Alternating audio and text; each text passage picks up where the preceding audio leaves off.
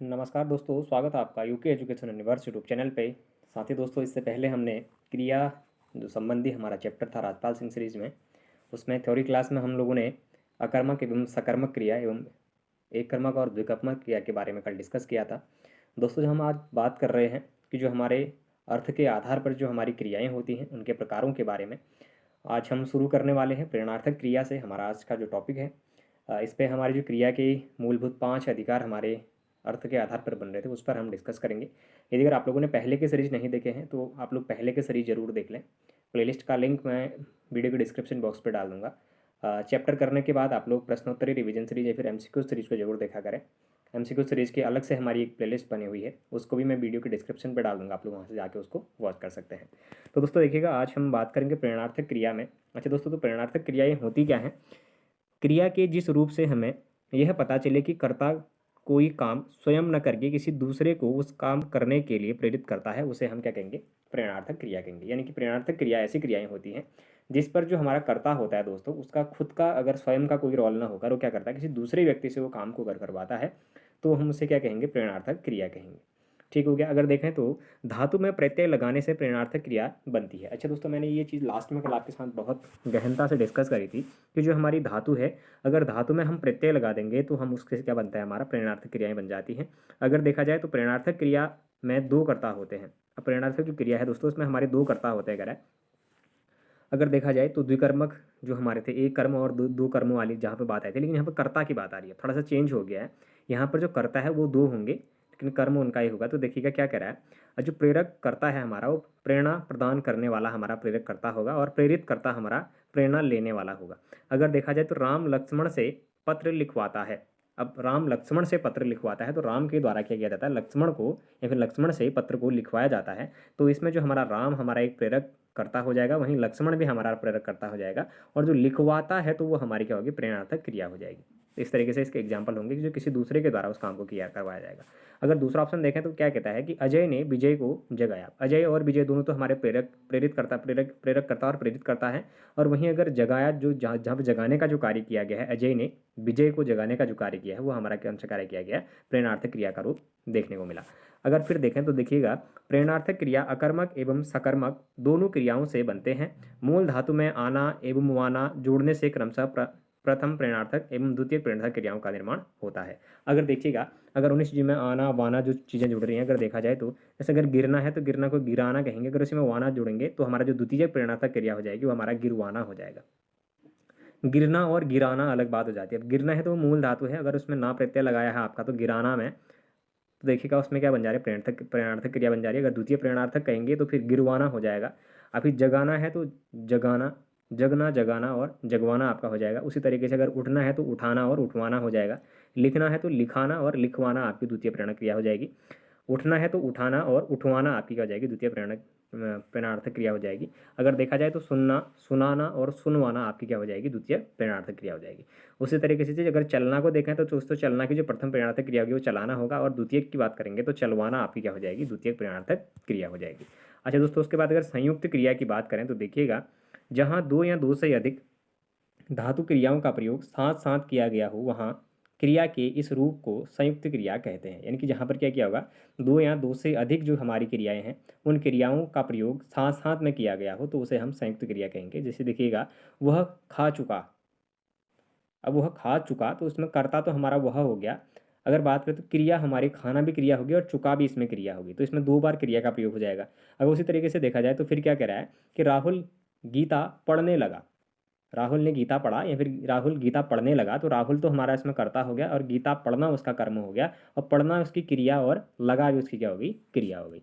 तो फिर क्या कहता है दोस्तों, देखिएगा, उपयुक्त वाक्यों में क्रमशः साथ साथ दो क्रियाएं खा चुका था, पढ़ने लगा का प्रयोग हुआ है, अतः यह संयुक्त क्रिया का उदाहरण है।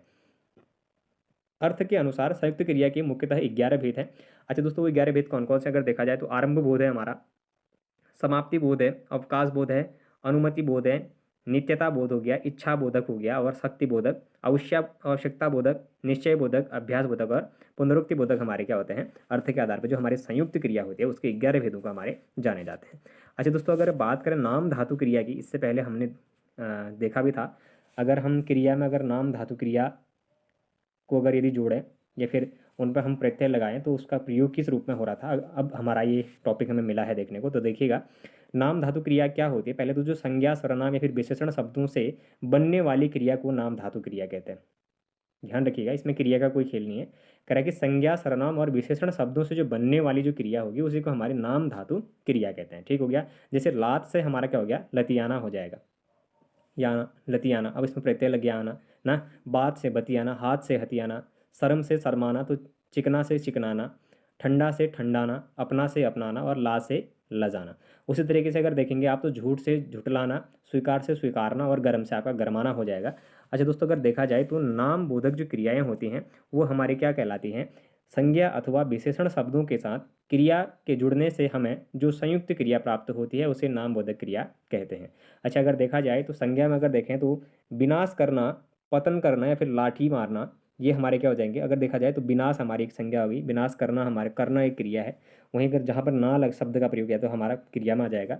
जैसे पतन आपका संज्ञा होगा तो पतन करना आपका क्रिया हो जाएगी। लाठी आपकी क्या है, संज्ञा है, तो मारना आपकी क्रिया हो जाएगी। उसी तरीके से विशेषण में देखें तो सुखी आपका विशेषण है लेकिन रहना आपकी क्रिया हो जाएगी। दुखी आपका विशेषण हो जाएगा, रहना आपकी क्रिया हो जाएगी। निराश आपका कोई विशेषण शब्द है लेकिन होना आपका क्या हो जाएगी, एक क्रिया शब्द हो जाएगी। तो इस रूप में हम इसको पहचानेंगे।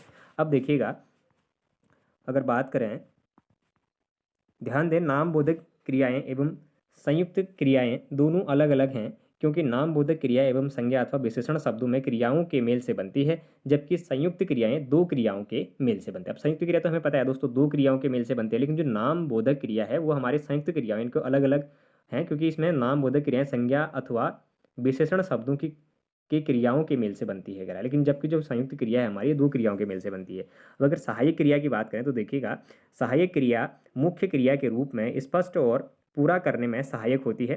कभी एक सहायक क्रिया तो कभी कभी एक से अधिक सहायक क्रियाएं मुख्य क्रिया की सहायक होती हैं। हिंदी भाषा में सहायक क्रियाओं का प्रयोग व्यापक बड़े स्तर पर होता है। आइए इसे उदाहरण के माध्यम से समझने का प्रयास करते हैं। अगर देखा जाए तो राम जाता है। अब राम का जो जाना है दोस्तों वो क्या है, उसका मुख्य क्रिया होगी, लेकिन है, अगर राम जाता तो राम जाता के बाद जो है लगा है ये हमारी क्या हो जाएगी, सहायक क्रिया हो जाएगी। अब राम जाता है में हमारी कौन सी है, जाता तो हमारी मुख्य क्रिया होगी, लेकिन जो है शब्द है वो हमारी सहायक क्रिया हो जाएगी। उसी तरीके से राहुल जगे हुए थे। अब राहुल का जो जगना है वो तो उसकी मुख्य क्रिया है, लेकिन दोस्तों जो हुए थे जो कहा वो उसकी क्या हो जाएगी, सहायक क्रिया हो जाएगी। अगर उसी तरीके से देखा जाए तो मैं पढ़ा था, तो पढ़ा उसमें क्या हो जाएगा, मुख्य क्रिया होगी, लेकिन था जो है वो आपकी सहायक क्रिया हो जाएगी। यानी कि जो है, था, जो अंत में आपके जो शब्दों को जोड़ते हैं, जोड़ने का जो मेल रखते हैं, उन्हीं को हम क्या कहेंगे, सहायक क्रिया के रूप में जानेंगे। अब देखिएगा, वह खाता है, तो वह जो खाता है तो खाता उसकी क्या है, एक मुख्य क्रिया है, लेकिन है जो शब्द है ये इसकी सहायक क्रिया हो जाएगी। अब देखिएगा, अगर बात करें उपर्युक्त वाक्यों में जाना, जगना, पढ़ना, खाना आदि मुख्य क्रियाएं हैं, जबकि इनकी सहायक क्रियाएं हैं, हुए, थे, था, है। ठीक हो गया, वही शब्द कह रहा हूँ मैं, जो जिसके अंत में जो शब्दों को क्या कर रहे हैं, जिन जो समाप्ति कर रहे हैं शब्दों की, तो वही हमारे सहायक क्रिया के रूप में जाने भी जाते हैं। अब अगर देखा जाए तो दोस्तों, हमारा पूर्वकालिक क्रिया क्या होती है, तो जब कर्ता का क्रिया समाप्त कर उसी क्षण दूसरी क्रिया में प्रवृत्त हो जाए तब पहली क्रिया पूर्वकालिक क्रिया कहलाती है। अब मैं कह रहा हूँ कि वह खाना खाकर सोया है ना, मैं कह रहा हूँ वह खाना खाकर सोया है कि मैं अभी सोकर उठा हूँ, तो क्या कर रहा है, पहले सोया है फिर जाके उठा है ना, तो वो हमारी पूर्वकालिक करेंगे, पूर्व में सोया था फिर उठ गया है, तो इस तरीके से हम उसको कॉलरेट करेंगे। अगर देखी जाए तो क्या कह रहा है कि जो पूर्वकालिक क्रिया है, जब कर्ता एक क्रिया समाप्त कर उसी क्षण दूसरी क्रिया में प्रवृत्त हो जाता है तब पहली क्रिया पूर्वकालिक क्रिया कहलाती है। कह रहा है जैसे मैं अभी सोकर उठा हूँ, तो पहले सोया था लेकिन अभी मैं उठा हूँ, कहने का मतलब पूर्व में सोया था, तो इस तरीके से हम देखेंगे तो पूर्वकालिक जो क्रिया है वो सोकर हमारी क्या हो जाएगी, पूर्वकालिक क्रिया हो जाएगी। उसी तरीके से अगर बच्चा दूध पीकर सो गया, तो बच्चे ने पहले दूध पिया फिर वो सोया, तो पीकर सोया ना, तो उसमें पूर्वकालिक जो क्रिया होगी वो हमारी पीकर हो जाएगी। अब फिर अगर बात करेंगे दोस्तों, अब पढ़कर क्या होगा, तो अब पढ़कर क्या होगा, पहले पढ़ना चाहिए था ना, अब पढ़कर क्या होगा, तो पढ़ना पहले चाहिए था, तो पढ़कर जो शब्द है वो आपकी क्या हो जाएगी, पूर्वकालिक क्रिया हो जाएगी। अगर देखा जाए तो अपूर्ण क्रिया, अब इसमें अपूर्ण क्रिया क्या कहता है देखिएगा, कई बार वाक्य में क्रिया के होते हुए भी उसका अर्थ स्पष्ट नहीं हो पाता, इसलिए ऐसी क्रियाओं को अपूर्ण क्रिया कहते हैं। इन अपूर्ण क्रियाओं के लिए जो संज्ञा अथवा विशेषण शब्द प्रयुक्त होते हैं उन्हें पूरक शब्द कहते हैं। अच्छा दोस्तों, क्या कह रहा है, जो अपूर्ण क्रियाएं हैं हमारी, कभी कभी क्या होता है, कह रहा है जो क्रिया है, क्रिया के होते हुए भी उसका जो अर्थ है वो स्पष्ट नहीं होता है, इसलिए ऐसी क्रियाओं को अपूर्ण क्रिया कहते हैं। कह रहा है इन अपूर्ण क्रियाओं के लिए जो संज्ञा अथवा विशेषण शब्द प्रयुक्त होते हैं उन्हें पूरक कहते हैं। अब ऐसे जो हमारे क्या होंगे, अपूर्ण जो क्रिया होंगी उस पर जो संज्ञा और विशेषण शब्द जो प्रयुक्त होंगे उनको हमारे पूरक शब्द कहेंगे। ठीक हो गया। जैसे गांधी जी थे, अब गांधी जी क्या थे, हमारा पूरक, उसमें तो हमारी क्रिया का तो पता ही नहीं चल रहा है ना। अगर गांधी जी क्या थे, अगर मैं कहूँ गांधी जी राष्ट्रपिता थे, तो जो राष्ट्रपिता इसमें जो शब्द हमारा आया दोस्तों, ये हमारा क्या हो जाएगा, पूरक शब्द हो जाएगा। पूरक शब्द किस रूप में आएगा, संज्ञा और विशेषण के रूप में आएगा। अच्छा तुम हो क्या हो भाई, जैसे चोर हो, आदमी हो, बुद्धिमान हो, मनुष्य हो, हमें पता चल ही नहीं रहा है, तो तुम हो क्या हो, बुद्धिमान हो। तो बुद्धिमान जो शब्द है आपका वो क्या हो जाएगा, हमारा पूरक शब्द हो जाएगा। तो इस तरीके से समझेंगे, यानी कि अपूर्ण क्रिया में क्या होगा, क्रिया का पता नहीं चलेगा, लेकिन उसमें हम संज्ञा और विशेषण के रूप में जिस क्रिया का अगर प्रयोग करेंगे तो वो से हमारा पूरक शब्द कहेंगे। ठीक हो गया। अच्छा उसके बाद अगर देखा जाए तो उपयुक्त वाक्यों में क्रमशः राष्ट्रपिता एवं बुद्धिमान शब्दों का प्रयोग करने से वाक्यों में स्पष्टता आ जाएगी। अतः ये दोनों शब्द राष्ट्रपिता एवं बुद्धिमान एक क्या है, पूरक शब्द हैं। ठीक हो गया। अगर फिर बात करें दोस्तों, देखिएगा क्रियार्थक संज्ञाओं की बात कर रहा है, तो क्रियार्थक संज्ञाएं जो होती हैं, जब किसी क्रिया का प्रयोग वाक्य में संज्ञा की तरह किया गया हो उसे क्रियार्थक संज्ञा कहते हैं। क्रिया का प्रयोग जहाँ पर जिस संज्ञा का प्रयोग किया, जब किसी क्रिया में क्या कह रहा है, जब संज्ञा का प्रयोग संज्ञा की तरह प्रयोग किया गया हो तो उसे क्रियार्थक संज्ञा कहेंगे। कह रहा है अब क्रियार्थक संज्ञा सदा एक वचनीय और पुल्लिंग होते हैं। जैसे अगर टहलना स्वास्थ्य के लिए अच्छा है, पुल्लिंग है, अच्छा है ना, टहलना स्वास्थ्य के लिए अच्छा है, टहलना एक अच्छा व्यायाम है, देश के लिए मरना गौरव की बात है। ये सभी किसके उदाहरण हो जाएंगे दोस्तों हमारे, तो ये हमारे क्रियार्थक संज्ञा के उदाहरण के रूप में देखने को मिलेंगे। उपयुक्त वाक्यों में टहलना एवं मरना क्रियार्थक संज्ञा के रूप में प्रयुक्त हुए हैं। अच्छा उसके बाद अगर देखा जाए तो अनुकरणात्मक क्रियाएं होती हैं। ध्वनि के अनुकरण से बनने वाली क्रियाएं अनुकरणात्मक क्रियाएं कहलाती हैं। अगर जैसे खटखट से खटखटाना हो गया, धड़धड़ से धड़धड़ाना हो गया, थर थर से थरथराना और सन सन से आपका सनसनाना हो गया। तो इस तरीके से हम इनका प्रयोग करेंगे। अगर देखा जाए तो थरथर से आपका थरथराना और चरचर से आपका चरचराना हो जाएगा। अगर उसी चीज़ में देखा जाए तो जो हमारी सामान्य क्रिया होती है, अब सामान्य क्रिया के रूप में अगर जाना जाए तो जब वाक्य में एक ही क्रिया का प्रयोग हो तो उसे हम सामान्य क्रिया कहते हैं। जैसे आना, जाना, खाना, नहाना, चलना, जो भी है, रोना, हमारी क्या हो रहा है, इसमें एक क्रिया का प्रयोग हो रहा है। जैसे कि आप आए, तो आप क्या है, आप कोई, आपका क्या है, अगर आपको देखा तो हम कर्ता के रूप में देखेंगे, और अगर देखा जाए तो जो आए शब्द है ये हमारी क्रिया हो जाएगी। उसी तरीके से वह नहाया, वह हमारा क्या करता है, लेकिन उसने नहाया जो शब्द है, नहाया शब्द हमारी क्या हो जाएगी, उसकी क्रिया हो जाएगी। अब देखिएगा सजातीय क्रिया वही क्रियाएं जिसमें कर्म एवं क्रिया दोनों ही एक धातु से मिलकर या फिर धातु से बनकर साथ में प्रयुक्त हुए हों, उन्हें हम सजातीय क्रिया कहते हैं। वह उनके बोलियाँ बोलता है, अब बोलियाँ भी आपकी कर्म है और बोलता आपकी क्रिया हो गई, तो उसमें क्या हो गया, कर्म और क्रिया दोनों एक धातु से मिलकर क्या हुई है, प्रयुक्त हुई है। तो इसमें हम इस तरीके से इसका प्रयोग करेंगे। अगर उसके बाद देखा जाए दोस्तों तो क्या कह रहा है कि उपयुक्त वाक्य में कर्म एवं क्रिया दोनों खेल धातु से बने हैं, अतः यह सजातीय क्रिया का उदाहरण है। सजातीय क्रिया की अन्य उदाहरण जैसे श्याम ने खाना खाया, तो खा आपका क्या है, एक धातु है ना, खा आपका धातु है, ना आपकी क्रिया लग गई, और खाया भी आपकी क्या होगी, खाना। श्याम क्या आपका क्या हो गया, श्याम आपका एक कर्ता हो गया, खाना उसकी क्या होगी, क्रिया होगी, और खाया आपकी क्या होगी, कोई खाया भी आपकी क्रिया के रूप में जानी जाएगी। अब उस समय अगर देखा जाए तो धोनी ने अच्छा खेल खेला, तो खेल आपकी क्या होगी, इसमें एक धातु हो गई। अब भारतीय सेना ने अनेक लड़ाइयाँ लड़ी, तो उसमें जो लड़ शब्द है वो आपकी क्या हो जाएगी, धातु हो जाएगी। उसी तरीके से उसने अच्छी चाल चली में चाल आपकी क्या हो जाएगी, धातु के रूप में हम उसको जानेंगे। तो क्रिया के जिस रूप से यह ज्ञात हो कि वाक्य में कर्ता, कर्म और भाव में से किसकी प्रधानता है उसे वाच्य कहते हैं। कर्ता, कर्म और भाव के अनुसार ही क्रिया के लिंग, वचन और पुरुष का प्रयोग किया जाता है। प्रयोग के आधार पर वाच्य के 3 प्रकार होते हैं। अच्छा कौन कौन से वाच्य होते हैं, तो देखिएगा, एक तो हमारा कृतवाच्य होता है, दूसरा हमारा कर्मवाच्य और तीसरा हमारा भाववाच्य होता है। अब दोस्तों कृतवाच्य हमारा होता क्या है, जिस वाक्य में क्रिया का प्रयोग कर्ता के अनुसार किया गया हो उसे हम कृतवाच्य कहते हैं। इस प्रकार के वाक्यों में लिंग और वचन प्रायः कर्ता के अनुसार होते हैं। अब कृतवाच्य में कर्ता की प्रधानता होती है, इससे अकर्मक एवं सकर्मक दोनों प्रकार की क्रियाओं का प्रयोग किया जा सकता है। जैसे बच्चा खेलता है, तो बच्चा क्या है, हमारा कर्ता हो गया, और खेलना उसकी हो गई, क्रिया हो गई। फिर देखा जाए जैसे बच्चे खेलते हैं, तो उसमें आपका जो बच्चा है या फिर बच्चे जो भी हैं वो कर्ता हो जाएगा, और खेलना उनकी क्रिया हो जाएगी। शिवम पत्र लिखता है, तो शिवम आपका कर्ता हो जाएगा और लिखना उसकी क्रिया हो जाएगी। उसी तरीके से शिवानी पत्र लिखती है, तो शिवानी आपकी क्या होगी, कोई कर्ता है, लेकिन लिखना उसका क्या हो गया, क्रिया हो गया। सीता नहीं पढ़ती में सीता आपकी कर्ता और क्रिया उसकी पढ़ती जो शब्द है वो हो जाएगा।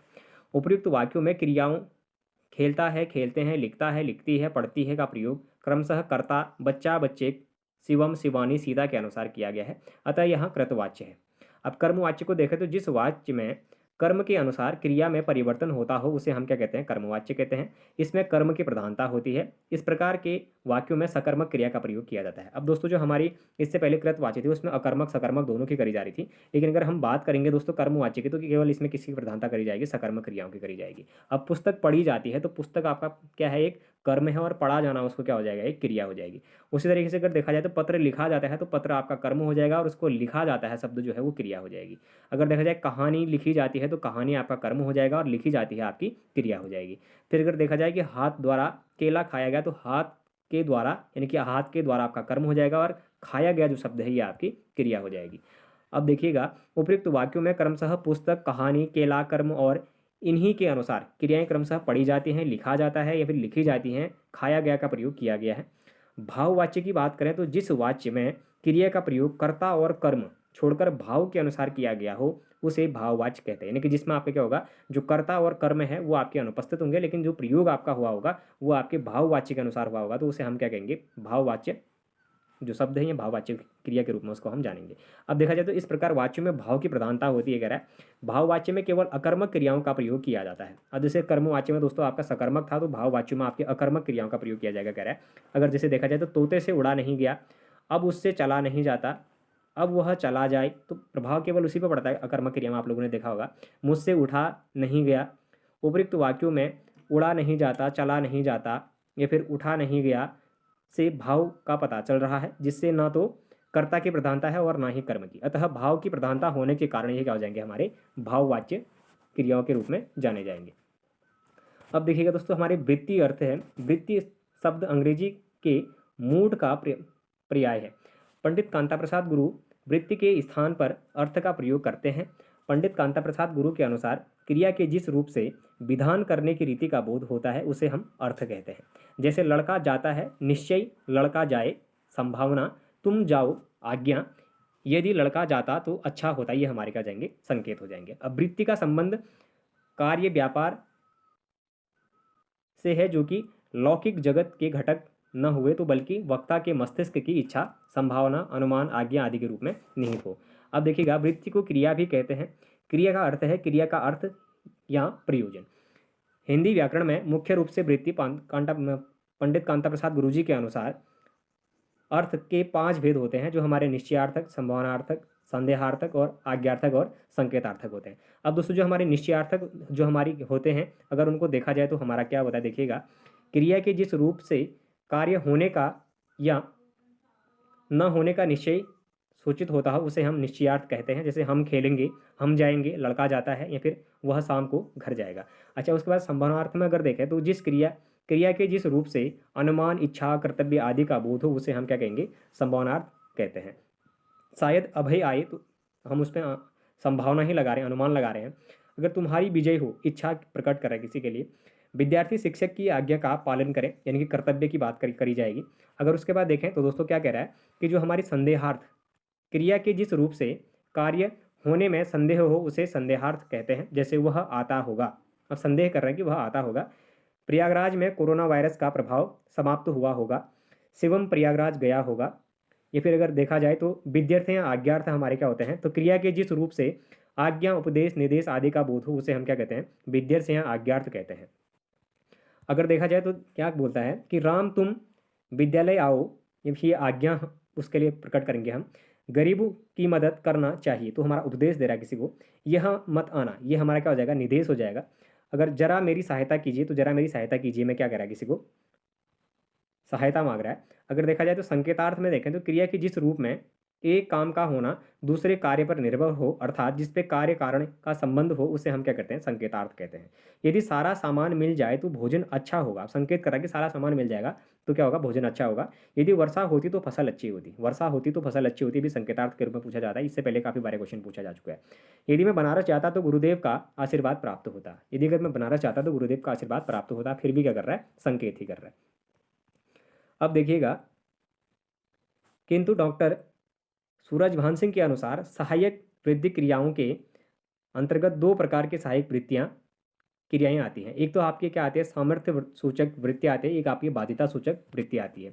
अब जो आपकी सामर्थ्य सूचक वृत्ति आती है, सामर्थ्य, अनुमति एवं संभावना को प्रकट करने के लिए जिस वृत्ति का प्रयोग होता है उसे सामर्थ्य सूचक वृत्ति कहते हैं। इस वृत्ति के सूचक चिन्ह सका, पा, या, जा आदि जैसे होते हैं। वह परीक्षा पास कर सकता है, यानी कि ये सामर्थक हो जाएगी आपकी। अब आप चल सकते हैं, मैं आपकी अनुमति या फिर सामर्थक हो जाएगी। आज बारिश हो सकती है, आपकी संभावना आपके उसमें देखने को मिलेगी।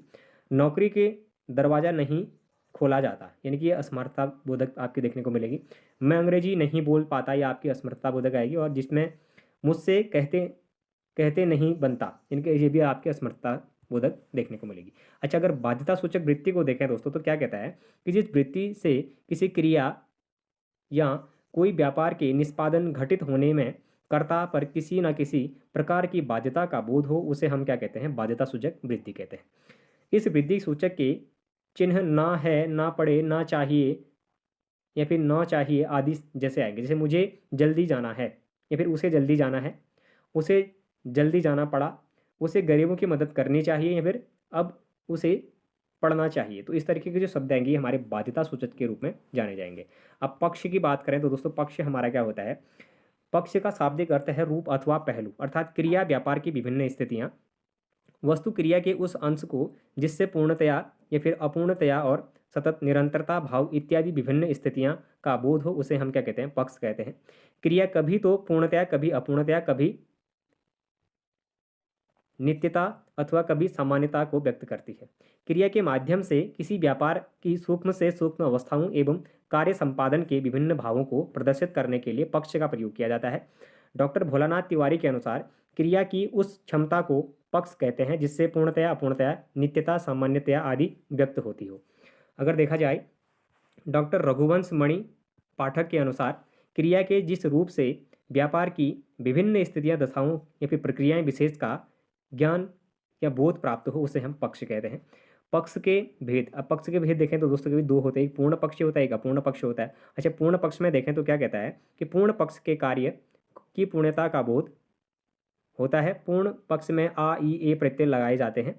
भूतकालिक कृदंत में यह पक्ष मिलता है। जैसे अगर राम दौड़ता है, मैं दौड़ा, दौड़ा, राम दौड़ा में आपके क्या लगा, आ प्रत्यय लगा। श्वेता मैदान में दौड़ी में ई प्रत्यय लगा। लड़के मैदान में दौड़े में ए प्रत्यय लग गया। उसी तरीके से पिताजी, मैंने पिताजी को पत्र लिखा में आ लगा, तो उसे सीमा खाना खा चुकी है में ई प्रत्यय लग गया। और अब बरसात रुक गई है, तो इसमें आपका ई प्रत्यय लग गया। फिर देखिएगा उपयुक्त सभी वाक्यों से कार्य की पूर्णता का बोध हो रहा है, अतः ये सभी पूर्ण पक्ष के उदाहरण हैं। जैसे राम दौड़ा से यहाँ पता चल रहा है कि राम दौड़ा, और दौड़ा शब्द दौड़ा धन आ से मिलकर बना हुआ है जिसमें हमारा आ प्रत्यय लगा है। अब अपूर्ण पक्ष क्या होता है, यह क्रिया की अपूर्णता को व्यक्त करता है। इससे यह ज्ञात होता है कि कथन की क्षण व्यापार कार्य प्रारंभ हो गया है किंतु पूर्ण नहीं हुआ है। क्योंकि अपूर्ण पक्ष में क्रिया व्यापार की अनेक स्थितियाँ होती हैं, इसलिए इसके अनेक भेद हो सकते हैं। अब जैसे नित्यता बोधक या आकृति मूलक देखें तो नित्य का अर्थ है सतत, प्रतिदिन या फिर जिसकी परंपरा न टूटे। यह प्रतिदिन कार्य करने के नित्य कर्म का बोध कराता है। इसका घोतक या प्रत्यय है, अर्थात वर्तमान कालिक कृदंत में यह पक्ष रहता है। जैसे वह भोजन बनाता है, सूरज पूरब से निकलता है, राम पढ़ता है या फिर मोहन झूठ बोलता है। अगर देखा जाए तो सात्यत्व बोधक पक्ष अगर देखें तो इसे प्रगति बोधक पक्ष भी कहते हैं। यह कार्य के होने की निरंतरता का बोध कराता है। इसका घोतक रहा है, रही है, रहे हैं आदि है। जैसे राम खा रहा है, सीता जा रही है, वे जा रहे हैं, कभी वह काम कर रहा है, मोहन अपनी कक्षा में पढ़ रहा है। तो ये हमारे रहा है, रही है, जो रहे हैं वाले जाएंगे वो आपके सातत्य बोधक पक्ष के रूप में जाने जाएंगे। फिर आरंभ बोधक में देखें तो यह कार्य के आरंभ में होने की सूचना प्रदान करता है। इसका घोतक ने है, जैसे गाड़ी जाने वाली है, मुझे नींद आने वाली है। अब ने शब्द जहाँ पर लग रहा है, मैं प्रयागराज में रहने वाला हूँ। अब अभ्यास बोधक में देखें तो क्रिया व्यापार के बार बार होने की स्थिति अभ्यास बोधक पक्ष के अंतर्गत विश्लेषित किया जाता है। जैसे मेरे घर आया करता है, मैं बैठा रहता हूँ, राहुल चाय पीता रहता है। अब कुछ विद्वान पक्ष के दो भेद मानते हैं, एक तो आपकी स्थिति पक्ष, दूसरा आपका उत्परिवर्तन बोधक पक्ष। अब जो स्थिति पक्ष होता है इसका स्वरूप अन्य पक्षों से भिन्न, इस पक्ष में क्रिया व्यापार का बोध न होकर क्रिया स्थिति का बोध होता है। इसके लिए दो क्रिया रूप हैं, एवं था उपलब्ध। जैसे माली बाग में है, राधा छत पर है, राहुल पब्लिकेशन पर था और मेरे दरवाजे पर वृक्ष है। तो इसमें स्थिति बोधक का प्रयोग किया गया है। अब उत्परिवर्तन बोधक में देखें तो इस पक्ष में किसी अन्य व्यापार या साधन से प्रभावित होकर परिवर्तन होने का बोध होता है। यह एक प्रकार की कर्मवाच्य है। जैसे चश्मे से दिखाई देता है, दीपक जलने से प्रकाश होता है, यूनिवर्सल सामान्य हिंदी पढ़ने से हिंदी बोध होता है। अब यूनिवर्सल पब्लिकेशन दोस्तों राजपाल सिंह सीरीज का है, तो अपना ही एक टॉपिक उन्होंने उठा के डाल दिया है। दोस्तों आज हमारा जो ये चैप्टर है ये कंप्लीट हो चुका है। अब इसके कुछ परीक्षा उपयोगी महत्वपूर्ण तथ्य हैं। तो देखा जाए तो क्रिया के मूल रूप को धातु कहते हैं, ये आपको मैं पहले बता चुका हूँ। सोना दौड़ना ये हमारी अकर्मक क्रिया होती है। हथियाना चिकनाना लतियाना ये आपके नाम धातु क्रियाएं होती हैं, जहाँ पे अगर चिकनाना लतियाना या फिर हथियाना लास्ट में आना प्रत्यय जहाँ पर लगा होगा उनको नाम धातु क्रिया पर आप लोग देखेंगे। क्रियार्थक एवं सदा एक वचन पुल्लिंग होते हैं। क्रियार्थक जो संज्ञा होती है आपको उस एक वचन सदैव पुल्लिंग होते हैं। गिराना जगाना उठाना लिखाना ये हमारे प्रेरणार्थक क्रिया के रूप में जाने जाएंगे। अब जगवाना होगा तो फिर आपका वो द्वितीय प्रेरणा क्रिया के रूप में जानी जाएगी। अर्थ के अनुसार संयुक्त क्रिया हमारे कितने होते हैं? अर्थ के अनुसार जो संयुक्त क्रिया वो उसके 11 भेद होते हैं। क्रिया 3 प्रकार के शब्दों से बनती है, धातु संज्ञा तथा विशेषण से मिलकर। धातु में प्रत्यय लगाने से अकर्मक से सकर्मक और प्रेरणार्थक धातुएं बनती है, जैसे उठना का उठाना और उठाना से उठवाना बन जाएगा। अब देखिएगा कई धातुओं मूल क्रियाओं को संयुक्त करने के से संयुक्त धातु बनती है। क्रिया के पद परिचय से क्रिया के प्रकार वाच्य पुरुष लिंग वचन काल एवं उस शब्द को जिससे क्रिया का संबंध है उससे बताना जरूरी होता है। संज्ञा विशेषण से नाम धातु बनती है, जैसे हाथ से हथियाना और चिकना से चिकनाना आपकी क्या बनेगी? नाम धातु बन जाती है। जिस वाक्य में कर्ता की प्रधानता हो उसे लिंग वचन प्रायः कर्ता के अनुसार होते हैं, ये वाक्य कृतवाच्य कहलाते हैं। फिर देखा जाए तो जिस वाक्य में कर्म के अनुसार क्रिया में परिवर्तन होता है उस पर हमारा वाक्य को कर्मवाच्य कहते हैं। अब या फिर अगर देखा जाए तो जिस वाक्य में भाव की प्रधानता हो उसे हमारा क्या कहेंगे? भाववाच्य कहेंगे। तो दोस्तों आज हमारा जो क्रिया चैप्टर है ये कंप्लीट हो चुका है। कल हम नए चैप्टर को लेकर आकर डिस्कस करेंगे। आप लोगों ने थ्योरी सेशन देख ली है, आप लोग इसके बाद जाके एमसीक्यू सीरीज को जरूर देखा करें। एमसीक्यू सीरीज की मैं फिर से एक बार आप लोगों को बता रहा हूँ, जो प्लेलिस्ट की लिंक है मैं उसको वीडियो के डिस्क्रिप्शन बॉक्स पे पिन कर दूंगा, आप लोग जाके वहाँ से उन वीडियोज़ को देख सकते हैं। तो दोस्तों यदि अगर आप लोगों को ये सीरीज पसंद आ रही हो तो आप लोग चैनल को जरूर सब्सक्राइब करें, अपने दोस्तों के साथ चैनल को जरूर शेयर करें, बाकी लाइक करें, कमेंट करें और बने रहिएगा UK education universe YouTube channel के साथ। धन्यवाद।